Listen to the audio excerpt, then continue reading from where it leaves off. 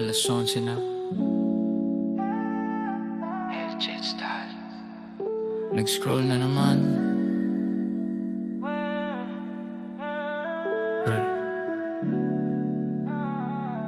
Atukat.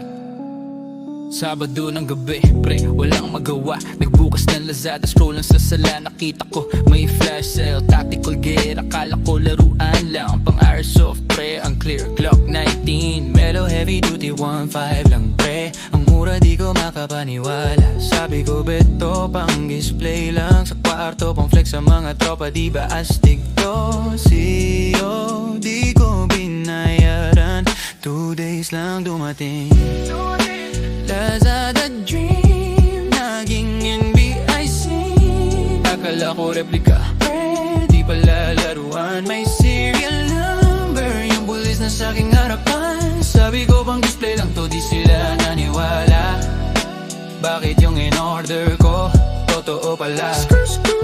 Dumating yung rider, sir, package po. Binuksan ko yung box, ang bigat, pre, totoo. Di siya plastic, di siya yung pang cosplay. Slide ko yung tagi, pre, may tunay na bala. Nagpanik ako, pre, tinago ko sa cabinet. Di ko alam yung seller, Mr. Armas sa Cavite. Kinabukasan, 6 AM, may kumakatok. On BE po ito. Sir, buksan nyo yung pinto. May illegal arms, bus pala yung seller. Yung address ko kasama sa ledger. Lazada dream, naging NBIC. Akala ko replika, di pala laruan. May serial number, yung pulis na sa'king harapan. Sabi ko pang display lang to, di sila naniwala. Bakit yung in-order ko, totoo pala? Naalala ko yung araw nung clinic ko yung buy now.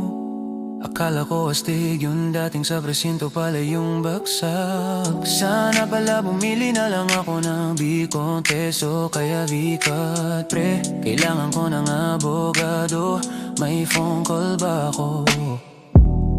Isang baril na to, di ko naman ginusto. Naka-orange ako, pre, ang init dito sa selda. Huwag kayo bibili sa Mr. Arma, seryoso. Add to cart.